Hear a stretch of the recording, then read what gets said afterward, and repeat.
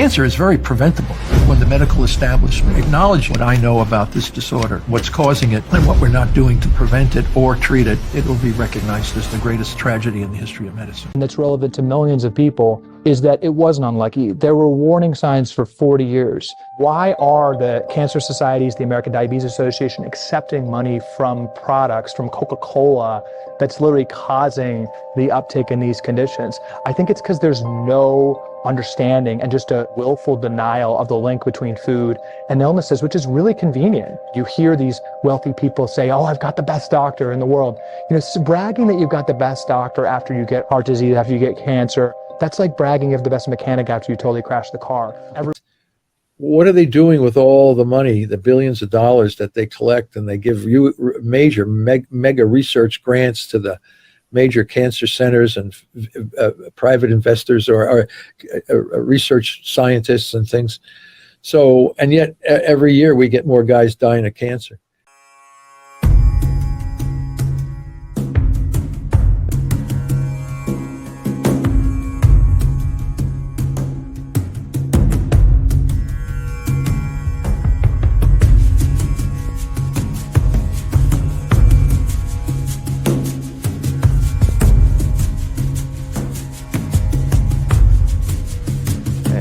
Hello, Professor Seyfried. First off, thank you very much for joining me today. I just so grateful for you taking the time out of your schedule to have a talk with me about this and about your research. So I've been looking forward to this. No, thank you very much. Okay, first off, for the audience, would you like to introduce yourself and just tell us a little bit about your research before we get started? Sure. Thanks, David. And thank you for having me on your podcast here. Yeah, well, right now we're just getting prepared for the start of another semester at the university, Boston College. So the students will all be descending upon the school next week, where I'm a professor of biology, teaching cancer metabolism as well as general biology. And we conduct a very active research program in understanding and better analyzing cancer metabolism and developing therapies, non-toxic therapies. So we roll it all in together. Cancer is a major discussion point in the classes that I teach and also in the research that I do with my associates and students. Okay, wow. Now, from what I've gathered, you actually started in epilepsy. Yeah, when I first did my postdoctoral work at Yale University back in the 1970s, that Department of Neurology was one of the leading programs in the country on epilepsy. I had received a degree in genetics and biochemistry from the University of Illinois. And my plan was to study lipid biochemistry, glycolipid biochemistry with the late Robert Yu. And that's what I went there for. But they said, if you really want to remain in the Department of Neurology at Yale University, you better do something related to epilepsy, because that was the main focus. So what I did was dovetail glycobiology, and then I learned an awful lot about epilepsy from all my colleagues that worked there. So yes, we dovetailed genetics, biochemistry in relationship to epilepsy and other neurological diseases as well. Oh, wow. So how did this develop into diet treatment?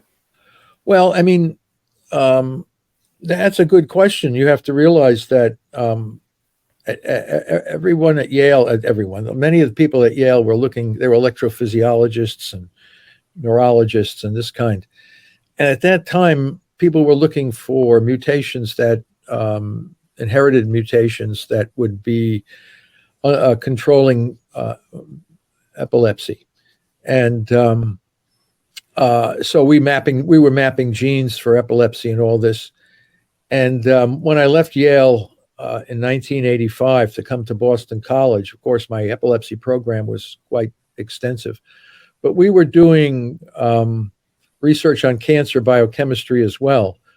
But what we found was that one of my students said we should start looking at ketogenic diets for managing epilepsy in some of the models that we had. And I was not that enthusiastic about it, but it later became, we became leaders in using ketogenic diets for epilepsy, even though it was, that was developed in the 1920s by Wilder.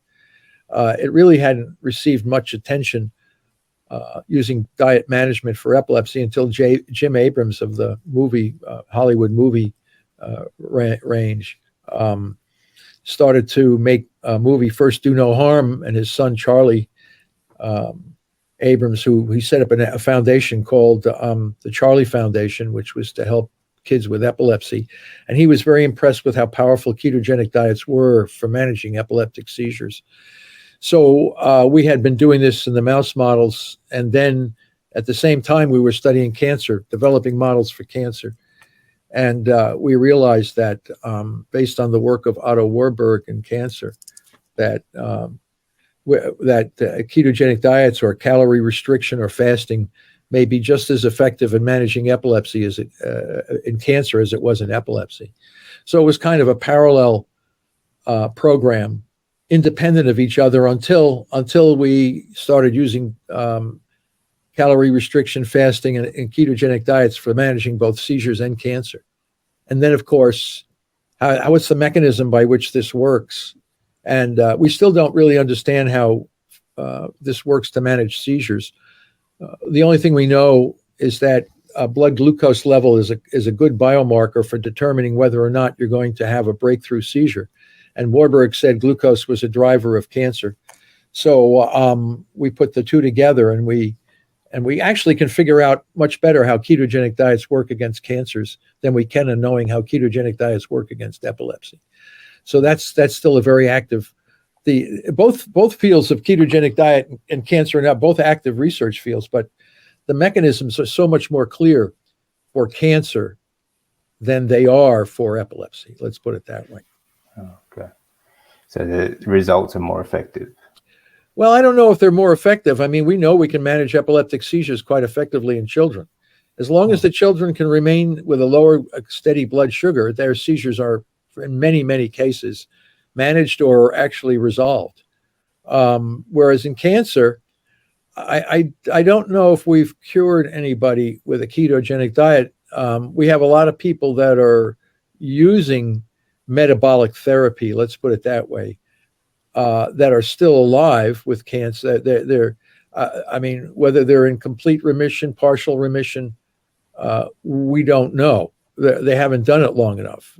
As I said, to know whether you're fully managed, you have to live to be 95 or 100 and die from something other than cancer. How would we know that you were cured? I mean, okay, guys like, I took metabolic therapy when I was young, and I was managed. I didn't have any tumor recurrence for 40 years. And then all of a sudden, at 41 years, all of a sudden the tumor came back. Well, what do you say about that? The issue is, the only thing I know we have cured, we have never cured a mouse with cancer we're using metabolic therapy yet. I want to say the word yet. But we did do a dog, and that we published, a dog with a mast cell tumor on his face. And we cured that dog. Yeah, he died of old age from heart failure, but the cancer never came back. So we know we got him. But if you ask me what's your success rate, I would say one dog, for sure. Yeah, one dog for sure. I actually saw that one that had the tumor on his nose. Yeah, that guy. Yeah. He survived to 15 and a half years and died in the arms of his pet parent there from an enlarged heart. But his tumor never returned. So, but he's the only one we can be 100% sure of.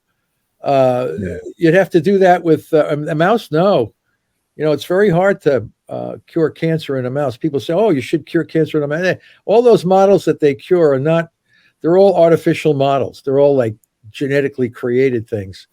You get natural models, you get natural cancer in the mouse. It's very, very hard to manage completely. But we're coming close. We do better in humans than we do in the mouse. But did we cure anybody in human? I don't. We haven't had them out long enough. You have to die from old age, and then without cancer from something other. Then you know. So when you say, "Oh, can you cure epilepsy?" I don't know. Maybe we can. Maybe we can't. But we're doing a better job than other folks are. Well, certainly a healthier choice too. The reason I asked about epilepsy, my eldest sister had epilepsy too. It was brought on by childbirth when she had her first child. And of course, the standard of care, take a pill, and she's on a pill for the rest of her life. But again, over the last, even myself actually, I'm in remission now, 9 years from my stem cell transplant. And I think that has come down to my diet. It's largely a ketogenic diet the whole time since then, through my recovery. So I've done pretty well by myself, just managing it. So it's just incredible to see so much of the research that you are doing. I wish I'd found it a lot earlier, obviously, but it's all good now. So we're moving forward, and I just think it's brilliant. I just think that everything should be. Well, it seems to me like the body responds a lot more to a natural human diet than it does to any sort of medications.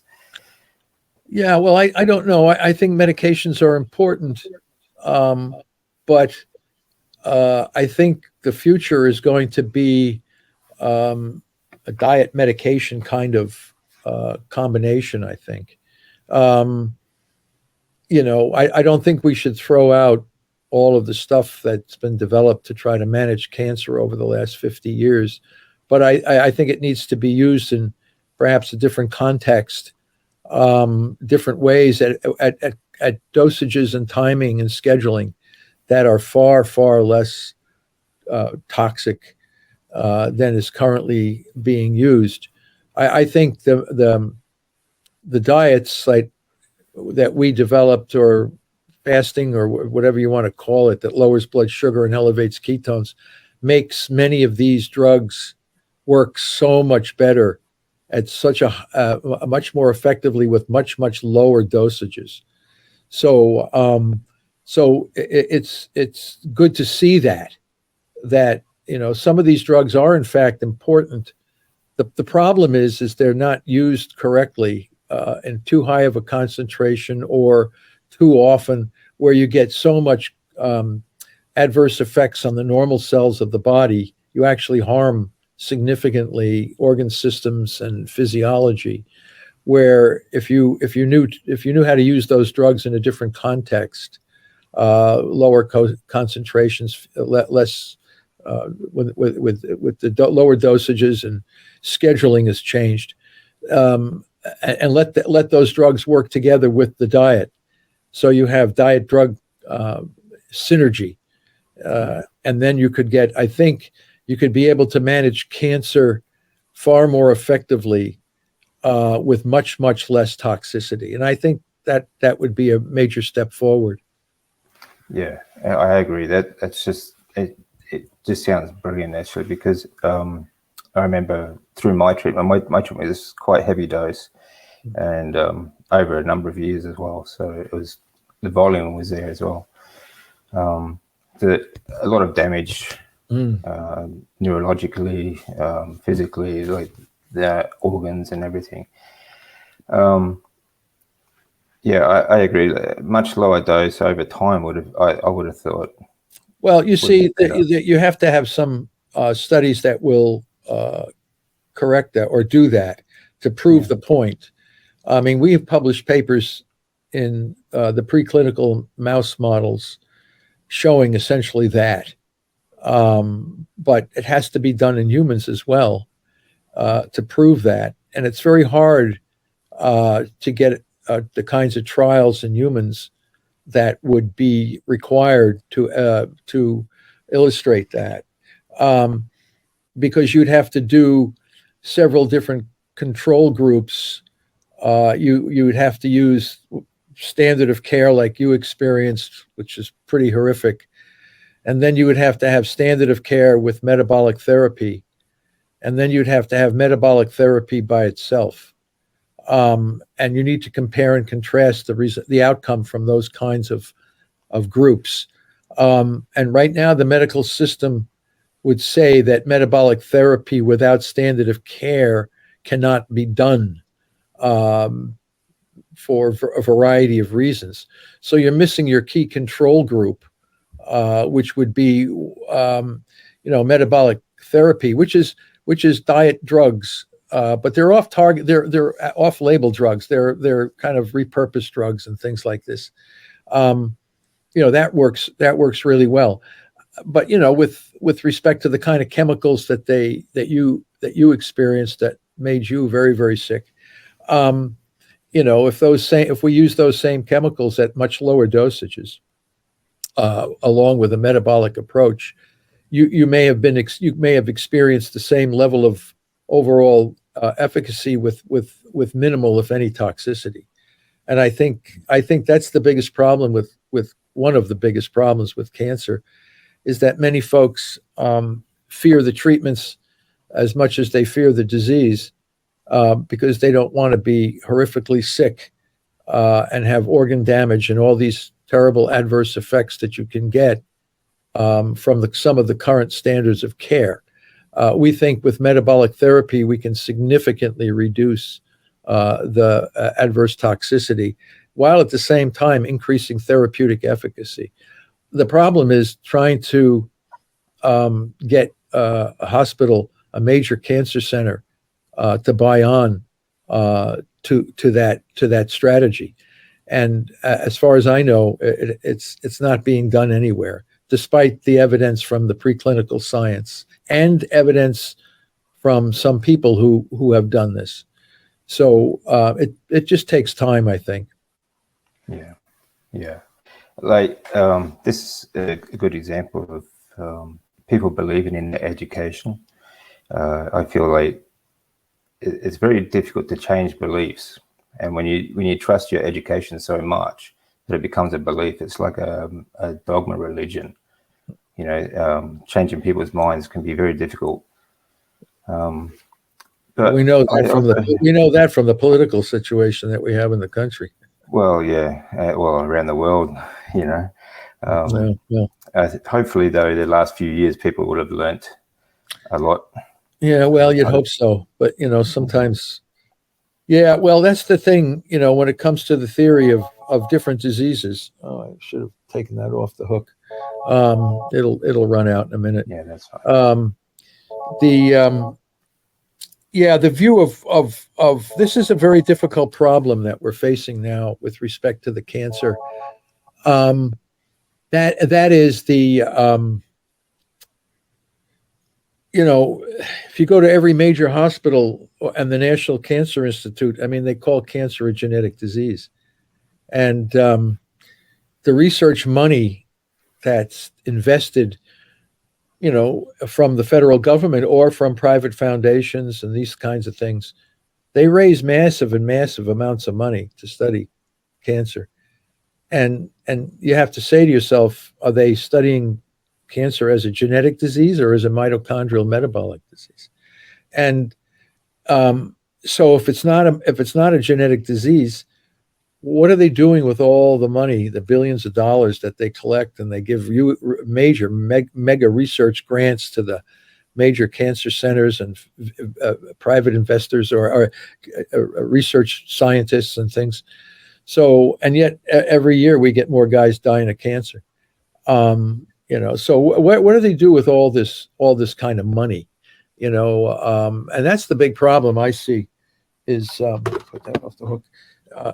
The big problem I see is that there seems to be no accountability in using the money that's raised to treat cancer.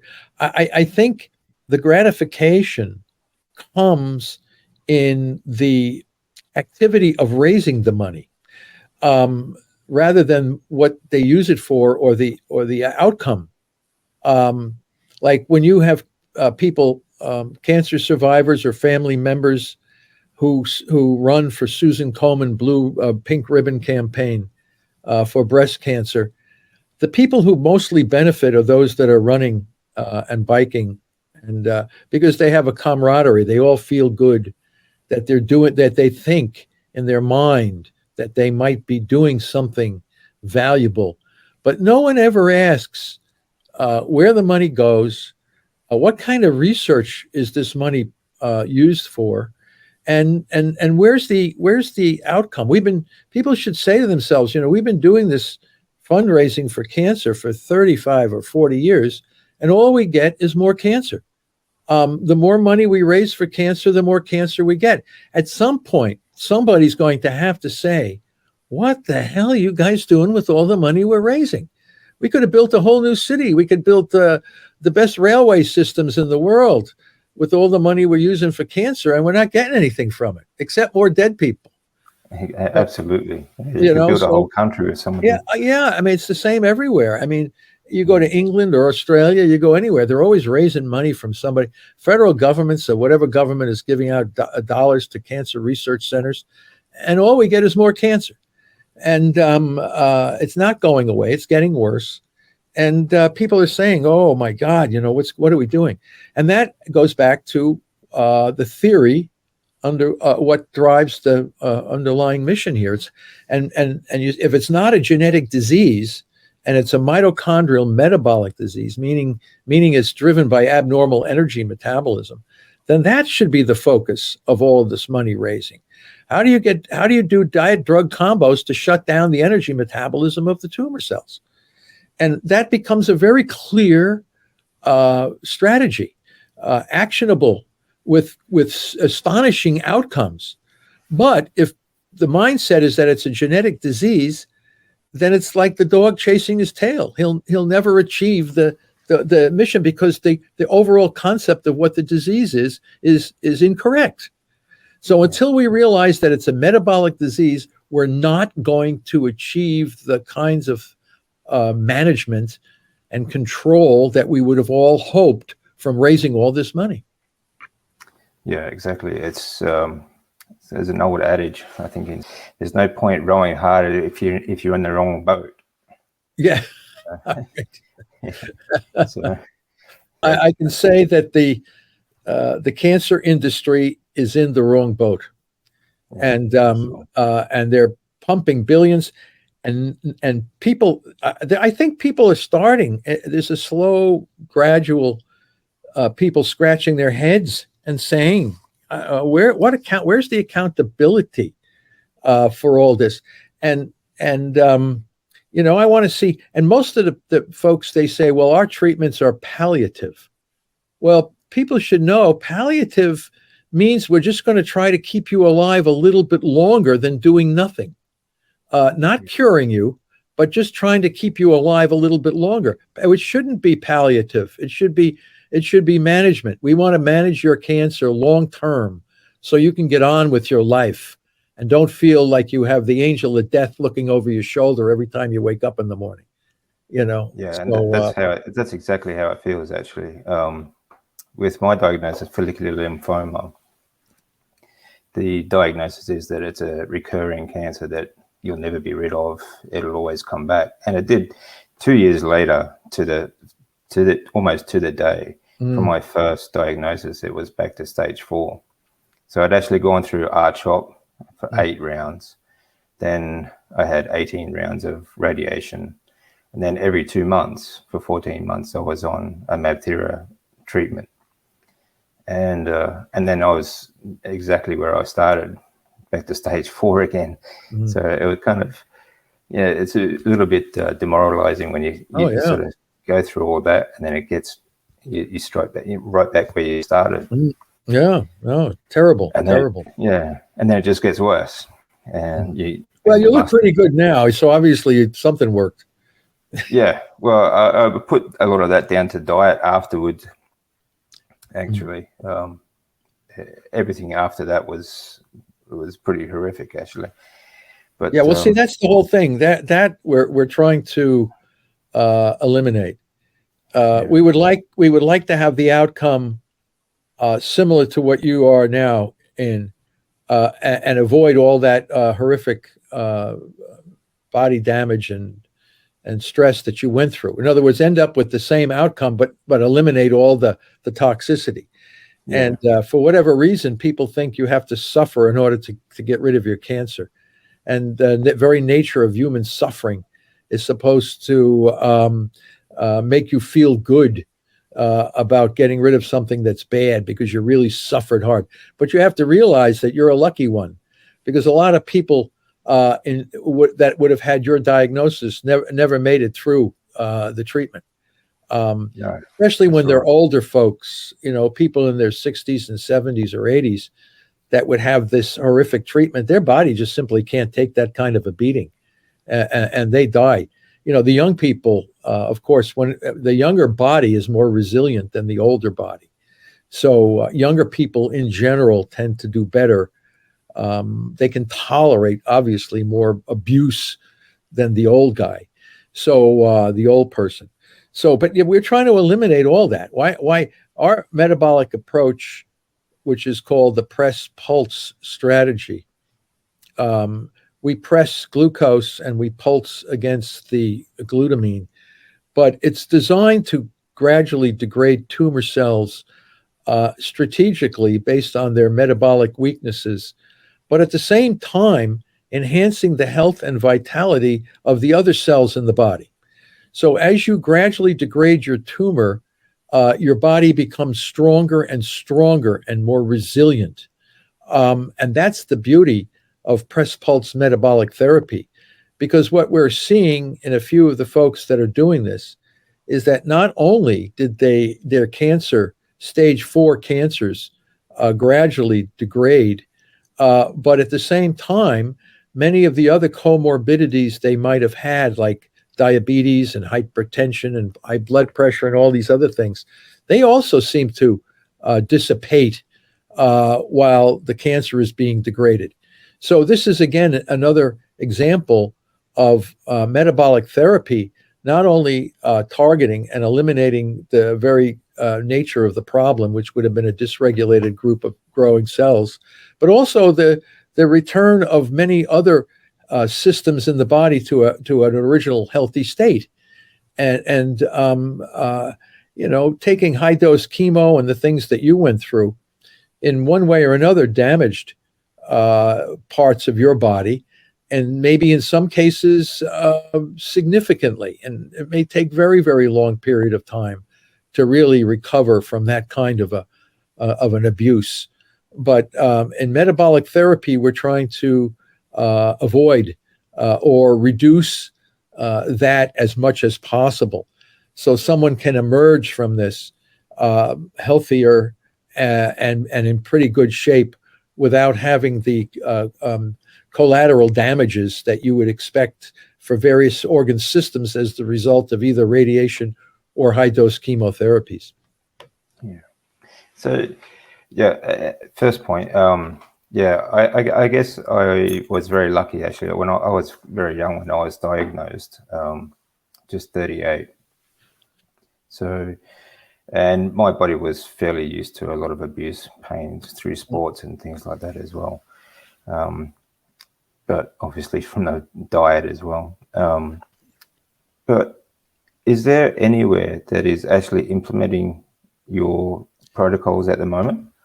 Well, the protocol is not completely written yet. We're almost finished with it. We have bits and pieces of it that people are doing. They can measure their glucose ketone index using the Keto Mojo or other blood glucose ketone monitors. And they can do that themselves. So a lot, and that's the first step in the treatment protocol anyway, is that the cancer patient must get their blood sugars down and their ketones up and into this new metabolic zone. It's like a zone of fasting, but you can do it with any diet that would lower the blood sugar and elevate the ketones. Water-only fasting, Mediterranean diets, vegan diet, carnivore diet, doesn't make any difference as long as you can get into the zone. And then once the patient is in the zone, then we would like to administer various repurposed drugs that specifically target the pathways that would be driving the dysregulated growth of the tumor cell. We are almost completed then writing a very, very comprehensive treatment protocol for glioblastoma, deadly brain cancer. And we start with glioblastoma mainly because they have nothing. Those folks are pretty much goners as soon as they're diagnosed. So if we can make a major impact on keeping glioblastoma patients alive 2-3 times longer than they would have been expected to live, and we know that almost all can, in fact, I haven't found any cancer that doesn't require a fermentation mechanism to stay alive, which means energy without oxygen. So our treatment protocol for glioblastoma would be effective for managing all the major common cancers in the same strategy, which is hard for the field to understand because they seem to think cancer is 100 different diseases and all. It's all very, very similar. They can't live without fermentation mechanism, which means energy without oxygen. All of them, they all grow without oxygen. So the question is, you just target the fermentation fuels while transitioning the normal cells over to highly respiratory fuels like ketones and fatty acids. And then the cancer cells gradually degrade. And it will work against almost every major common cancer. That sounds great. So what about... Including lymphoma. Yeah. Well, yeah, as you said, like it all comes from damaged mitochondria. What would the quality of life be like, do you think? Metabolic treatment? I think you get healthier, and we use blood work to determine that. When we look at a person's electrolytes, the lipid markers, triglycerides and cholesterol and vitamin levels and all these kinds of markers that we would call in the zones of physiological health, that all tells us that this individual would be in a much more in a healthier state of physiology. And then, of course, you just ask the guy, how do you feel? I mean, that's not a difficult question. Like right now, how do you feel? You feel all right now? I feel great, actually. Okay, there you go. That's the word. You feel great. Okay, then we'll double. And you say, are you sure about that? So let's do a comprehensive blood workup on your blood. And we'll just hypothetically say we looked at all your blood markers and they all look like they're in the healthy zone. So when you said, I feel great, well, we have all your blood work saying basically the same thing.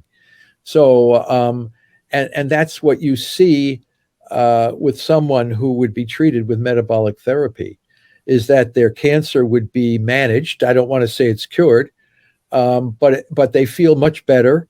And and their blood work looks that way. We have a guy in England, Pablo Kelly in Devon, England, who is with a glioblastoma. Now he's survived 9 years, but the tumor never went away. It's still there. He just keeps it under control with his diet and lifestyle. And every few years, he has a surgery to remove some of it. But folks with that kind of a tumor, they usually die far sooner than what Pablo is experiencing. So is he cured of cancer? Absolutely not. Is he in a good state of health? How does he feel? He feels pretty good, other than he has occasional seizures or one of these kinds of things.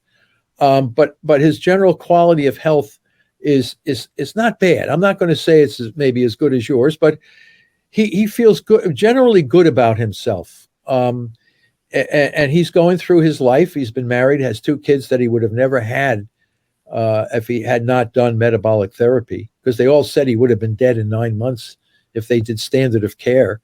And here he is, he rejected standard of care, no radiation, no chemo, no steroids. The only thing he did do was the surgery. But, and I think surgery is a curative aspect of many cancers, if the surgery can be done appropriately and correctly. Because a lot of times folks go in and they get whatever it is, breast, colon, whatever, they go in and aggressively remove a tumor before shrinking it down metabolically. If you shrink the tumor down metabolically before the surgical procedure, then the surgeon has a much greater ease in removing almost 90% or 100% of it, so that it never comes back. So again, all of the tools that we are currently using to manage cancer, we should continue with many of them. The problem is you need to know how to use them in a new context. Surgery can cure cancer. There is no question about it. But you've got to do it at the right time and the right stage when the patient is strong and the cancer is very, very weak. And then the surgeon can debulk it and with a greater opportunity of long-term management or even cure. So, because what happens is if you go in too aggressively when the cancer is first diagnosed, and you change the microenvironment, you can spread fragments of the tissue into the bloodstream, leading to a metastatic condition or recurrence of the cancer at some point after the surgical procedure. So, and this has happened over and over again. There's hundreds and hundreds of papers written about this. So the best thing to do is completely shrink down that tumor, make it very indolent, and then surgically debulk it. So surgery is going to always be a major part of the cancer management strategy. It just needs to be done at the right time and the right way. Yeah, and on the right cancer too, I guess. Well, I mean, mine was yeah. Well, of course, but if it metastasizes, you're already surgery now becomes much less of an option. With metastatic lesions, which is the spread of the tumor to other organs from the original site. And there's where you're going to have to use systemic metabolic therapy to kill those metastatic cells. And I'm not saying we don't use certain drugs. I mean, I think certain drugs together with metabolic therapy may be able to provide a much greater opportunity for long-term success, but not just, high dose chemo and all this crazy stuff. It makes the patient sick and it puts them at a lower chance for a complete recovery. It also has a high mortality rate. Yeah. And again, it all depends on how old the person is. I see so many people, older folks, die from the treatments before they die from the cancer. Whereas in the case of the younger folks, the cancer will return. But eventually all the toxicity, it's a battle between the toxic drugs and procedures you're throwing at the patient, and how much you can kill the tumor cells. And if your body is healthy, the body will turn and eat the tumor cells also. But you have to have a strong, healthy body to do that. So you have to you play all the normal cells in your body off the few tumor cells that you have. And next thing you know, the body turns on the tumor. It's called autolytic cannibalism is the name of the process. Autolytic means self. Your body will turn and cannibalize the tumor cells and use the metabolites in the tumor cells to feed the normal cells of the body, especially when the body is under calorie restricted conditions where you're not eating the kinds of foods. Your body now has to look for food within. It looks for food within. And what it does is it does a very careful metabolic surveillance of every organ system and all cells and all organ systems to make sure all organ systems and cells are operating at their maximal level of efficiency. And if the body finds cells that are not operating at maximal level of efficiency, it turns on those cells and consumes them and delivers the metabolites to the rest of the cells in the body.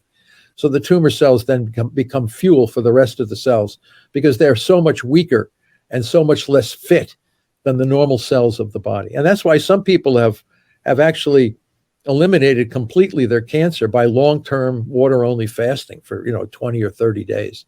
And you start to see the tumor cells just completely dissolve. But most folks can't do that or don't want to do that. And they're looking for either easier ways. Everybody wants the easiest way. And I know that. I mean, it's part of human nature.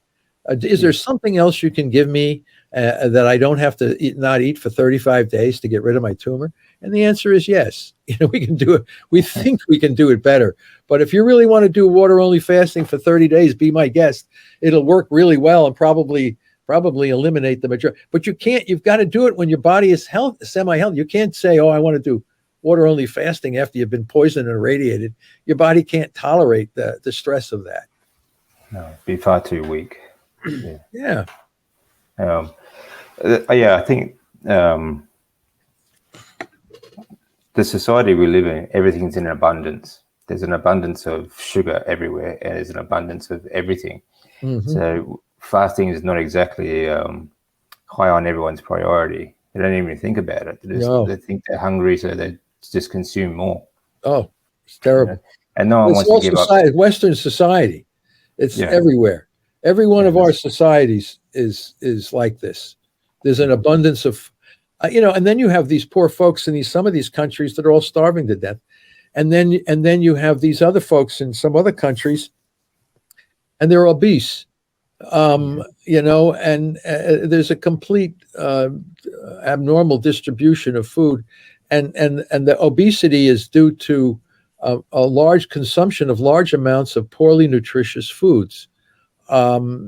It's hard to get fat eating tomatoes or a grain-fed beef or natural beef. Let's say pasture-fed beef. It's very hard to really get fat eating foods that have very low carbohydrates in them. And the obesity epidemic, which is striking the world, is nothing more than the millions of years that we've gone through to store energy. Don't forget, in the Paleolithic period of our existence on the planet, we were mostly starved, and it was very hard to get food. You have to run and kill something, or you have to hack it apart. We had no farming. It was hunting and gathering. Well, gathering, you're walking around trying to find stuff to eat. And hunting, it's not easy to run down and kill a buffalo or some other elk. I mean, if people think that's easy, with a shotgun or a high-powered rifle, it might not be a problem. But if you only had spears and a knife or some stone, you try to take down a buffalo, man, you're going to have to use up a hell of a lot of energy. And it's very hard to get obese when you're living in that kind of an environment.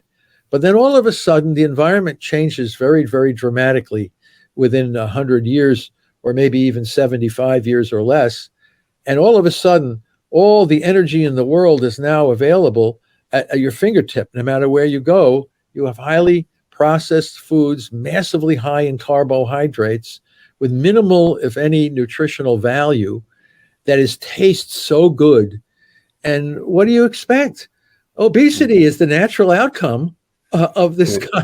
I mean, nobody should be surprised. No, that's right. Exactly. Well, I mean, now you don't even have to go anywhere to get it. In fact, you don't even have to leave your car. They actually hand the food through a window, right? As I said, and some people don't even want to unask the car to walk into the fast food shop to stand at the counter. And then they wonder why they're obese. It's like, oh, I'm so strange. I don't understand what's going on. And it's always the same answer. It's always the genes. Well, the genes, those genes allowed us to be here today. Otherwise, we would have been dead a long time ago. If we were not able to store energy during the Paleolithic period, our species would not exist on the planet today. So all the things related to the humankind, because of us, would not exist if it weren't for genes that allowed us to store energy during the hard times. Well, yeah, exactly. That's one of the reasons. I eventually I learned to listen to my body, because I remembered after so many heavy treatments, every now and then I just get massive cravings for meat, because I had to rebuild my body. I needed proteins and I needed fats, because everything was just so broken down, bone tissue and muscle and everything. So I sort of reverted back to what I call it, like just a caveman diet. Well, that's called the Paleolithic. Caveman lived during the Paleolithic period. The Paleolithic period was hundreds of thousands of years in our existence. The Neolithic period, which started about 10,000 years ago, somewhere in that general area, is when humans started to cultivate crops. And obviously the cultivation of crops led to the development of civilizations, because you didn't have to chase down the food if you could grow it. And of course, many of the foods that we had, the wheat, the rice, the corn, they had more carbohydrate in them. Then we could gain a little bit more weight, become a little bit more fit. In that regard, we didn't have to spend as much energy trying to kill animals. And then we would raise animals too, farm the animals, so we would have the food sources at a much more convenient. So that was the beginning of what we call the Neolithic period, which was about 10,000 years ago. Before that, it was hunter-gatherer stuff, and that was. I would be shocked if any member of our early ancestral folks were obese in that kind of an environment. It would be really something to see. But in fact, our ancestors, the primitive Aboriginal peoples that live on the planet today, and who adhere to their traditional lifestyles, are rarely obese. It's only when the Western diet and lifestyle enters in do you see obesity, type 2 diabetes, high blood pressure, cancer, dementia. All of the so-called chronic diseases that we suffer from are all in one way or another linked to the diet and lifestyle of the society. Yeah, exactly. I don't think it even takes a high percentage of these ultra-processed foods. A lot of people I've seen that are obese, they actually do not eat a lot of food. They just eat, the higher percentage of their diet is ultra-processed. And we've evolved over millions of years to store carbs. You very rarely urinate carbs out of your body. We have a filtration system that saves them, because the carbohydrates are immediately converted into fat if you have excess. Any excess carb is going to be stored in adipocytes for the most part, insulin driven. And if you're eating a lot of carbs, you're going to definitely, and poorly nutritious carbs, you're going to store fat from that. You don't get fat eating fat. People always make that mistake. They always think, this is high fat. No. Fats are either burned or excreted. It's very hard to store energy as fat, unless you have the glycerol backbones, but that requires energy as well. Yeah, exactly. I remember back in the 80s and 90s, and it's still going today, the whole low fat fad. Low fat. Low fat has to be low fat. Yeah, low fat means high carbs. So you really get fat on low fat stuff. Yeah, it's just crazy advertising too. I remember. I agree with you. Yeah, I mean, if you look at the way they advertise it too, everything had to be low fat, especially dairy. Yeah. Well, people, this is one of the things, if you don't understand biochemistry, people can do it on their own. I mean, when you go to the market, you can just get the beef and the big layer of fat that's around the beef, or pork or whatever. Just eat that. Don't eat any of the protein. Just eat the fat. Eat butter. And guess what? You're going to lose a lot of weight real quick. The issue is that fat consumption triggers in humans the hormone cholecystokinin, which then impacts the 10th cranial nerve and shutting down the appetite. So you don't feel full. You don't feel hungry. How many people are going to say, okay, give me this stick of butter. That'll be, they'll take one bite out of it and that's the end of it. Or if they have to eat the grizzle and the fat off the side of a beef, they're not going to be saying, let me have a big tub of this stuff. Or lard, a can of lard. People take a bite out of it and that's just about it.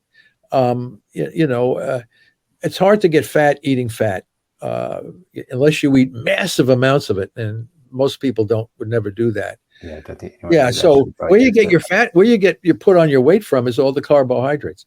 And the best way to get fat is to eat lard with sugar, because the it's like the icing on the cake. You know, when you have icing, you put butter and sugar, powdered sugar, together with the butter. Oh man, your body is going to store that sugar like there's no tomorrow, because it realizes all the fat is the energy, and we're not going to pee out sugar unless we have diabetes. You know, so we're going to save all that sugar as fat in the body. So yeah, I mean, if you got to be careful. All these high fructose corn syrup foods and all that stuff, man, that's like death. You eat that, man, you got diabetes, you got cancer, you got dementia, you got all kinds of stuff from all this stuff. Yeah, exactly. I mean, as I mentioned, one of my earlier videos, one of my favorite foods when I was younger was ice cream. Oh yeah, well, I mean, everything in moderation is fine. You know, I mean, ice cream is a great dessert. I mean, I'm not saying we shouldn't eat it, but man, I love ice cream too. Who doesn't like ice cream? A lot of you always find some guy out there. Anyone that doesn't. You know, I think it's just I think ice cream periodically and these kinds of things are a treat. They're not to be your major food source. Yeah, exactly. Yeah. I remember when I was younger there, I actually ate like a 2-liter tub, and then I went out and did a triathlon. It's great to be young. Yes. Yeah, if I did that, do I'd be all in the the stupid things. Yeah, do all the stupid things when you're young. So yeah, but I think we've naturally evolved to enjoy the sweets. Oh yeah. You know, oh no, don't get me wrong. We'd eat different fruits and just Ripe it grew fruits. wildly. Yeah, love fruit. Right. So, No, it's all this was seasonal in our evolutionary past. All of this stuff was seasonal. Exactly. You didn't have ripe fruits in the middle of the winter. You know, all these things. So we lived in a seasonal environment in general, and you know, we would enjoy feasts and parties only when we would have these things available to us. And now we have them available all the time. So we're in a constant state of party and feast environment. Yeah, exactly. And with no famine. Well, the famine on the part of that still puzzles me to the extent where I see all these poor kids starving in some of these countries in such a horrific way. And then I look and we see so much abundance of food in other parts of the world. And you think there'd be some sharing of foods, but they try doing all this, and I know governments, corruption, and all this kind of stuff prevents a lot of this, but it is a tragedy, and when you look at it that way. Yeah, it is, and foundations and things like that. But at the moment, you can't really do much about the politics. No. Yeah, but as I said, and I agree. These should be sweets in that fruit. It's a seasonal sort of thing, and we well, the other thing too is, of course, the fruits that we have today are bred selectively to be very high sweet fruits. Yeah. I mean, you see an apple today, some of these apples are the size of a softball. You know, I mean, our original apples were tiny little things, mostly kind of bitter, until you can get one at the height of the season. You know, along these lines. Now we have almost all the fruits have been engineered or selectively bred to be sweet. Bananas and, you know, oranges and all these. Exactly. And to grow all year round as well.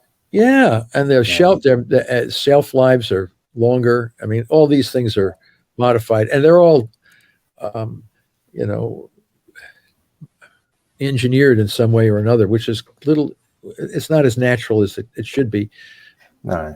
But the shelf life is a good point. I recently, my wife made some homemade bread, and we compared it to a piece of store-bought bread. We had the piece of bread sitting in the fridge for nearly 3 months, and it looked like the same day we bought it. Yeah. Compared to homemade bread, which lasted 1 week and it had fungus growing on it. Yeah, and it goes stale quick too. It goes stale quick, but it tastes stale the next day. Yeah, but that you eat it that first day, and it's the best stuff you ever had. Yeah, it is. It's fantastic. Right. And the smell just it's wonderful. Yeah, that's more natural, It doesn't have as many additives and preservatives and things like this. And that also impacts our body. It's not just the poorly nutritious foods that we have. We're also exposed to a lot more toxic chemicals today than we were in the past. And I think when you put the toxic chemicals, the bad air, the bad food, you put all these together, and it just, beats the hell out of your poor body, produce all kinds of chronic diseases. Yeah, it's not just what they take out of the food, it's what they put into it. And I think we've been conditioned to count calories rather than count ingredients or chemicals. It's just a part of our conditioning. So what do you think it would take for this to catch on, for cancer to be seen as a metabolic disease rather than a genetic disease? Well, I think it's starting to catch on now. There's a lot more people hearing about it. One of the things that is to the best advantage is most people don't want radiation and chemo. It's not like you're trying to pull an avid group of people off something they really like. If these folks knew that there was another way to manage their condition that doesn't require a medieval approach, I think they'll be most acceptable about that. The biggest resistance right now in metabolic therapy is the lack of knowledge on the part of the oncology field. The physicians just never heard about this stuff. They were never trained to know the biology of cancer as a metabolic disease. And of course, that's been institutionalized in the part of the federal government, and not only the US, all over the world, where they say cancer is a genetic disease, making people feel that they have very little control over their destiny, because if it's a genetic disease, well, how you change your genes, but the mutations that we and others have shown are all downstream effects of the abnormal metabolism. So it takes time for the ship to right it. So you're talking about an enormous industry, not only in the medical practice, but also in the pharmaceutical development of drugs and procedures, all in one way or another related to cancer as a genetic disease for the most part. So how you change that is if you have people who have done metabolic therapy and have achieved management with good quality of life, and these guys then go out and tell others, I managed my stage 4 cancer doing this strategy. And eventually the word gets out. It's hard to put a cap on something like that. As a matter of fact, the documentary movie will be coming out this fall, part 1 or 2, called The Cancer Revolution, which is now collecting all of these folks that have survived stage 4 cancers using metabolic therapy. And they're discussing the actual confrontation or the new view that cancer is a metabolic disease and not a genetic disease, challenging the very foundation upon which the field thinks cancer is. And I think once that knowledge comes out and spreads around, it's going to be like a grass fire. It's going to be, people are going to want to do it. They as an alternative to toxic chemicals, and there'll be hybrid systems developed. So it's going to be quite interesting to see. We certainly cannot maintain the status quo. That is not acceptable any longer, especially when we have options that are far, far better than what we currently have. You can only hold that back for a certain period of time. No, I agree. I mean, the truth always comes out. And creating more awareness, obviously. Right. I think you have to be aware of it. And you also realize now with metabolic therapy that the patient plays a much greater role in the management of their disease. Whereas what we currently have is the patient really plays very little a role. When people say, oh, this guy or that woman is battling their cancer, they're not battling anything. They're sitting down in a chair and being infused by poisonous chemicals, or some part of their body is being irradiated, or something is being, what are they doing? They're not doing anything except what they're being told to do. But when you do metabolic therapy, man, a lot of the success will fall on the shoulders of the patients. They have to measure their blood glucose ketone index themselves, and they will know right off the bat whether they're in the right zone for therapeutic benefit. If they can't get into that zone, I tell so many people say, oh my God, I can't get into the zone. I've eaten this and I eat that and I can't. Well, don't eat anything. Just drink water and see if you can get into the zone. And then they say, oh yeah, I can get into the zone. Okay. And then they modify their diet until they can manage to get into the zone of low glucose, high keto. The key 2.0 and below is what we published. And if the patients can get into that zone, then it's on their shoulders. Then these drugs work so much better. So they need to know that. Yeah, exactly. See, when I went through all that, I didn't know all this. You're right. Yeah, when you're going through chemotherapy, you're just a passenger. Yeah, you have no control. You're just there. Yeah, so the only thing you're really fighting is the chemotherapy itself. You're trying to survive that. Yeah. Well, then you're battling the treatment that they're giving you, not the cancer. Right. Exactly. You're actually fighting yes. the treatment they're trying to give you. Right. But it makes it more difficult too when the advice that is given on your diet. When I was going through all this and afterwards, my immune system was completely gone. So yeah, my goal at the time was to try and build it back up because I was very, very prone to any sort of infection, and I had quite severe infections. Yeah, well, that should not be. No. With metabolic therapy, your immune system gets stronger, not weaker. And see, the only answers I ever got was, we don't know. We don't know how to build your immune system. And they told me, I actually had some strange advice actually from a lot of them. Not always my oncologists. They're good people. They just don't. And I could see they just don't understand what my body needed. I was actually told that, fast food and junk food was actually good for me because it would actually starve the cancer. Because that's just the opposite. That's just the opposite. Yeah, exactly. They actually they told me that because the food is so low in nutrients that the cancer can't feed. Because cancer doesn't feed on nutrients, it feeds on sugar. No. Yeah. So this was the advice I was getting from my diet. Yeah, no. What we did in my lab is we grew cells, cancer cells, and we stripped away everything. Just grow them in saline, which is salt solution, and they live, but they don't live very long because there's nothing in there for them to eat. And you find out, okay, let's add stuff back. When we add certain things back, what is it that they mostly use to stay alive? And we went through everything, all the amino acids and sugars and all kinds of stuff. And it's glucose, the sugar glucose and the amino acid glutamine. Those two fuels drive the beast. And we haven't found anything that comes even close to those two fuels. I mean, yeah, they can survive for short periods of time on other things. But those two fuels, man, they are superchargers to keep that cancer cell growing. So we know exactly what they need to survive. And we just target those two fuels and the cancer cells die. And they can't eat fatty acids and ketone bodies. We tested all that. It can't. So we know we know what they can eat and what they can't eat.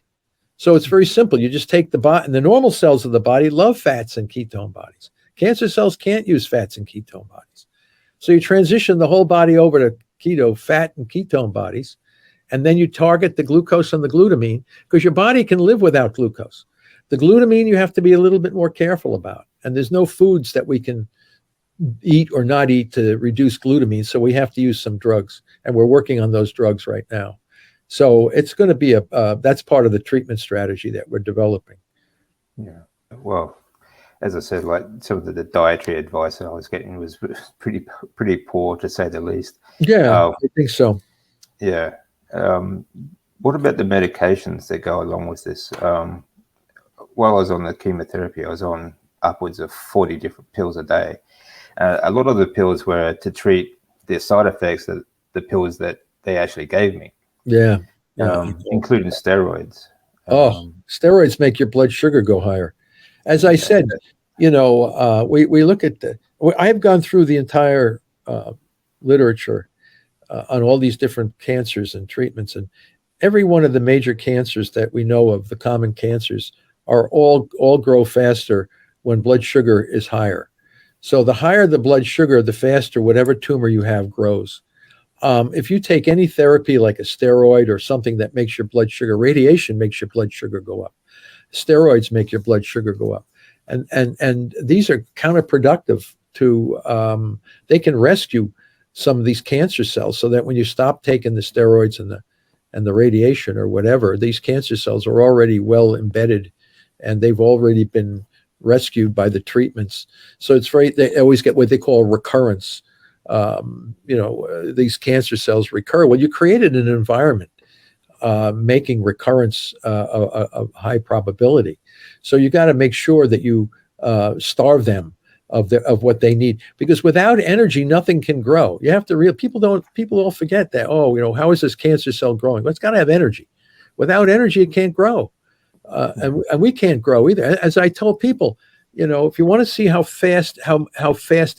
important energy is, if you take cyanide, which is a poison, you die within minutes of cyanide, because you shut your energy system down, oxygen-dependent energy, instantly, and you die very, very quickly. But cancer cells can live in cyanide. They don't die from cyanide. So that clearly tells us that they're using a totally different energy system to stay alive from the normal cells of the body. And that system is an ancient fermentation pathway where they use these fermentable fuels, which are glucose and glutamine. So the strategy for managing cancer then becomes, how do we target glucose and glutamine simultaneously? And then when you go to your oncology clinic and say, listen, can you target simultaneously the glucose and glutamine that's targeting they look at you like a deer in the headlight. They're not trained to know what you're talking about. And these guys are smart people. I mean, they obviously had to get through medical school and go through college and stuff like this. So they apparently are able to memorize stuff, but they wouldn't be where they were if they couldn't memorize stuff. So they need to be retrained. Those folks need to know that the tumor cell cannot grow without fermentable fuels, and those fermentable fuels are glucose and glutamine. So let's change the strategy for managing cancer to target glucose and glutamine while transitioning the whole body off to fatty acids and ketones. And that's the solution to this cancer problem. Yeah. I tend to think that the way doctors are trained at the moment, that it's kind of like a paint by numbers. That the roadmap's already set out, and they just remember it and just follow it no matter what. Yeah, well, that's the problem, and they need to be more flexible. But it's not only on them; it's the whole system itself is locked into. The hospitals demand the poor physicians do this stuff. Many physicians know this stuff is not going to work. I can't tell you how many physicians have come to me for help. All walks, all kinds of physicians, when they get cancer. When they're finally diagnosed with cancer, or whatever kind of cancer it is, they come to me and says, maybe I'll start looking into metabolic therapy. And so clearly they know whatever they're getting, that's not going to be a real help them. They don't want to do what you did either. I mean, they don't want to be suffering like this. So, so it's going to take time for the system to come to realize that the nature of what they think the disease is not that. And there's so many other ways that we can manage this without the toxicity that we currently have. Now, you said that you started a lot of this because of Otto Warburg's work. Now, how and why do you think this became what they call standard of care? Why is it so ingrained? And why is it a must-do for every hospital? Yeah, well, that people should start asking that question. Why is there no flexibility on this? Warburg knew the origin of cancer, and we validated what he knew. But we've taken a new step further. We've taken it several steps further than what Otto Warburg did. He was correct in knowing the origin of the disease. He never was able to develop a therapy based on his understanding of the origin. And then he got himself into some controversy in the field, which still exists today, where his measurements of energy we now know were incorrect. They're not accurate. Oxygen consumption is not a good marker for energy through oxidative phosphorylation in cancer cells. It is okay in normal cells, but not cancer cells. So he was led down that misinformation. He also thought that glucose was the only fermentable fuel that these cells could use. We now know that it's glutamine as well as glucose. So we're learning more about why the field got into such a big controversy in the first place. And then, of course, when they discovered that genes were damaged in cancer, everybody ran off like lemmings following that trail. Several Nobel Prize were awarded for folks that were looking at the genetics of cancer. And we're still here with 1,600 people a day dying from cancer, and it's becoming worse around the world. So, but I think we can drop this death rate by half, 50% in 10 years if we recognize this disease as a metabolic disease. And the clinical trial systems are all going to have to change, because we can't do double-blind crossover with metabolic therapy like they do for a single drug in the clinic. And we have to change. We have to look at overall survival rather than progression-free survival. So many of the drugs that have been approved by the Food and Drug Administration give us improved progression-free survival, but minimal, if any, change in overall survival. So you feel good, and then all of a sudden you're dead. Or the cancer looks like it's being managed, but you don't live any longer. These kinds of things. This is nonsense. If you have something that works, only things that are going to advance your survivability by 3 or 4-fold greater than what it is currently should be approved. All this other stuff is nonsense. It's just money-making things that really don't help patients in any significant way. And they should realize that any drug based on the somatic mutation theory is going to be a bust anyway. It might help a few people, but it's not going to help the majority of folks. So that all has to change. So what I'm saying is a giant paradigm shift in the whole cancer field in order to bring it where it should be and let folks live a lot longer with a greater probability of overall survival and quality of life. Just like you said, how do you feel? I feel pretty good. Okay, well, that's what you want. But you didn't want to walk over hot rocks for as long as you did in order to get to that state. No, I don't want that. I wouldn't wish that on anyone. No. And I think it's not just about cancer either. It's health right across the board. This really needs to be a large paradigm shift. And the way we consume stuff as well, take responsibility for our own health as well. Well, and the other thing too is our lifestyles are so geared for quick things, and exercise is becoming less and less in society as we become more technological, driving cars, using cell phones and computers. I mean, it's hard to work or talk on a cell phone when you're jogging. It's you're sitting in traffic. There's a lot of stress. There's all kinds of things all together impact poor food, poor exercise, stress, and you end up with all kinds of chronic diseases. And that's because we're locked into this kind of a society, these highly technical societies. But people need to be aware of it and try to do the best they can, and try to accentuate those things that are going to help them and try to minimize. But it's hard, man. I mean, they're drinking gallons of sweet tea and all this crazy shit, man. They should put the skull and crossbone on some of this, like they do on a pack of cigarettes. Absolutely. Let people know this stuff is going to kill you if you take too much of it too often. I mean, you start smoking cigarettes, you don't drop dead after the second cigarette. I mean, usually you're smoking them for years before you finally get some sort of a problem. Well, after years of consuming, sweet tea and Coke and all this kind of crazy stuff, the next thing you know, I have bladder cancer, colon cancer, and all this kind of stuff. There's a good example.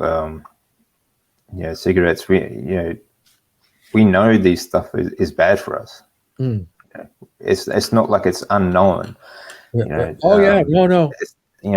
Coke and hamburgers, all these ultra processed foods and cigarettes, they're not actually marketed as health food. But we still do it. Oh yeah, no, it's human nature, man. I tell you. I mean, they're stress relievers. I mean, nothing makes you feel better if you're miserable than a nice sweet thing. big, that's right. big hero sandwich or something like this. I mean, I eat those stuff. I eat that stuff too. Don't get me wrong. It's like I avoid, but I don't eat it very often. And, every now and then, I don't know, pizza. Yeah, we get pizza, but you don't eat pizza every day. Coca-Cola, I rarely, if ever, drink Coke. As a kid, I used to drink a lot of that stuff. I didn't think it was going to kill me. As a matter of fact, when you're young, your body can tolerate so much stuff. I mean, but if you keep doing that for 45, 50 years, all of a sudden you end up with all kinds of problems. Exactly. Yeah, I was the same, especially, growing up in the 70s and 80s, it was, you drink more soft drinks than you do water. So it's just the way it goes. Yeah. So I can understand now why my cancer developed. So but changing people's minds is a very difficult thing, and eventually it catches up with us. I just was reading in America, and it's the same here in Australia, the number one killer is cardiovascular disease. Number two is cancer. And then medication errors is number three. Oh. All of which are obviously avoidable. Yeah. You stay out of hospitals, you'll be fine. Yeah, exactly. Yeah. Well, the last few years would have proven that too. So this is something that people need to be more aware of. Yeah. Well, I think with when you have a glucose ketone index and you know that if you're in the certain zone that your tumor cells are going to be suffering more, at least the person has in their hand the capability of getting into the zone.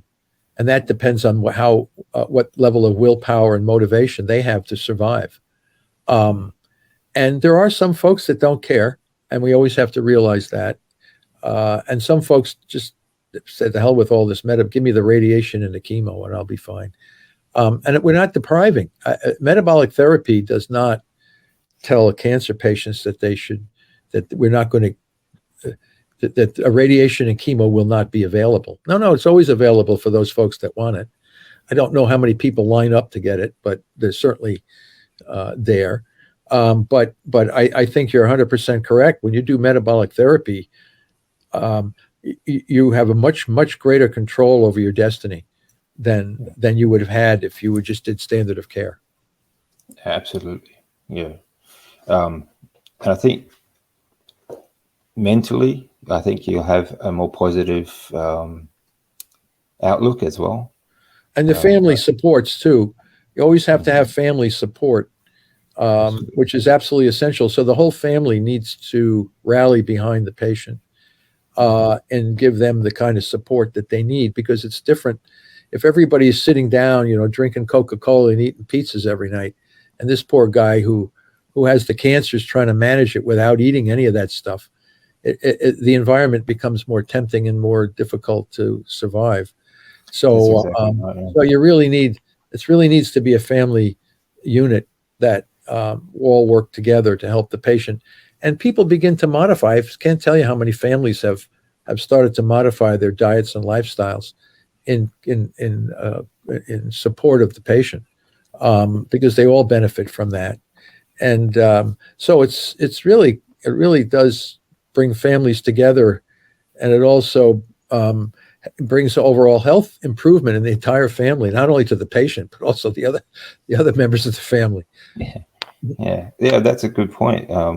A lot of people, they need that support group, whether it's family or sometimes it can be outside the family. But right, if you take away temptation, it makes it so much easier. Well, I agree with you. I think support groups are really valuable, because if you're trying to get into zones and, what kind of diets, people are always asking me, can I eat this or can I eat that? And I always say, what does it do to your glucose ketone index? We tested a lot in the past. We looked at our students. We'd fast them for a couple of days and then give them food or drink and see what it did to their GKI. And to some foods like meat, meat doesn't jack your GKI up too much.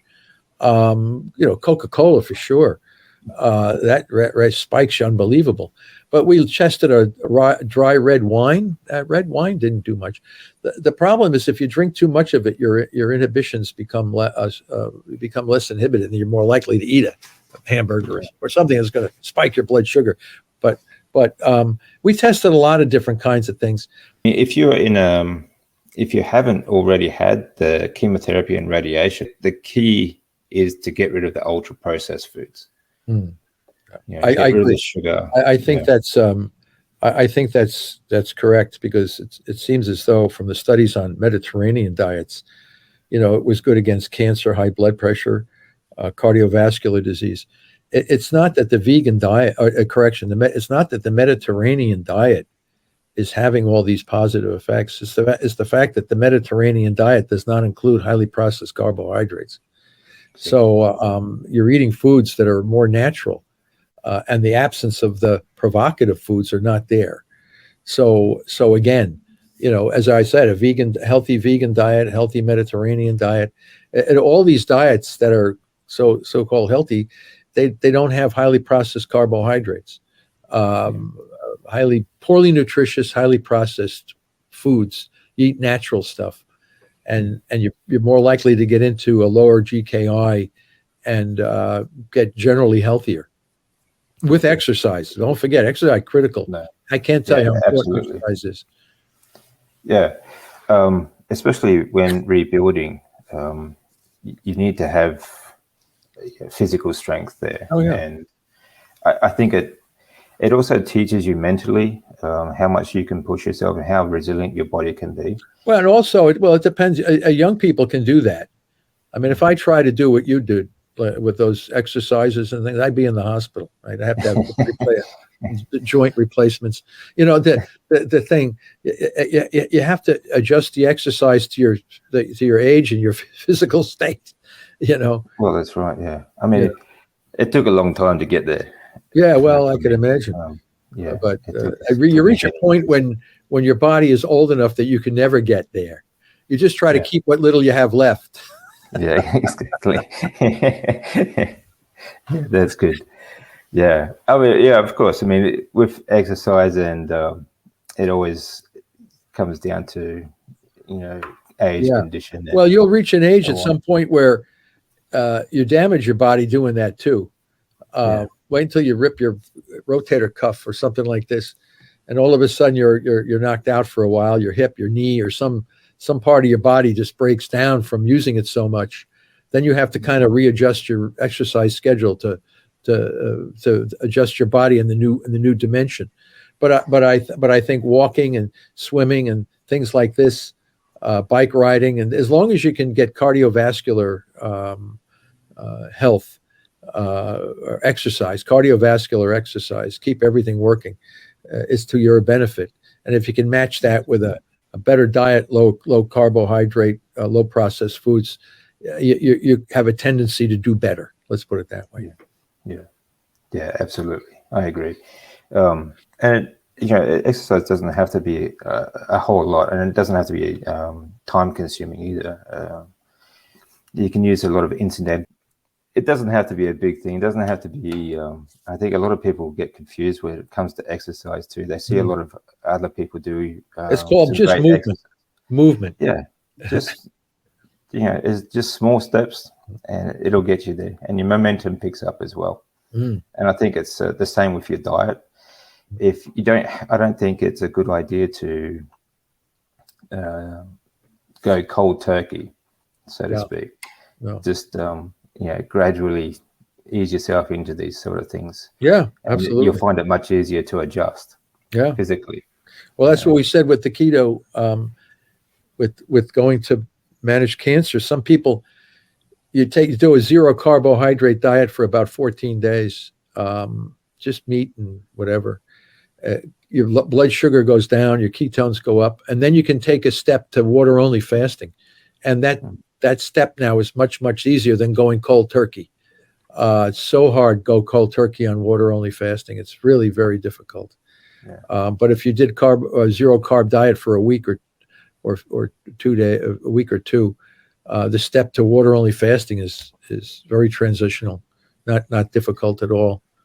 So I think people it's need to know all important this. Before fasting as well, I think it's very important also to get your mineral levels up as well, especially your iron. Well, I mean, there's certain supplements you can take to facilitate those things. Yeah. And there's certain kinds of foods you can eat too, like good liver. Actually, liver has a lot of good minerals in it. If you can get organic liver, for sure. Whether it's a chicken or a cow, those liver, they have a lot of tremendous nutrients in them. But again, the liver is a filtration system for crap. So you want to make sure you get some sort of an organic liver rather than some cow eating all kinds of highly processed foods. Yeah. That's another problem people have today is finding clean food. Yeah, that's another a real challenge. Yeah, it's a real challenge. But people think they're eating healthy and they're actually just taking in more chemicals. No. But we do the best we can. But as I said, I think it's very important to get all your mineral levels up high before you start fasting. Otherwise, you can suffer a great deal. It'll just be a much easier process. For the body anyway. Thank you so much for joining me today. I am so grateful for taking so much time out of your busy schedule. But I won't keep you talking all day because obviously going to be a lot of things to do. Just fantastic information. Well, thank you, David. You're looking healthy. You're looking good, and I hope you can stay that way for well into the future. Thank you very much. I'm going to make sure that I do. I'll keep. Okay, great. Thank you. All right.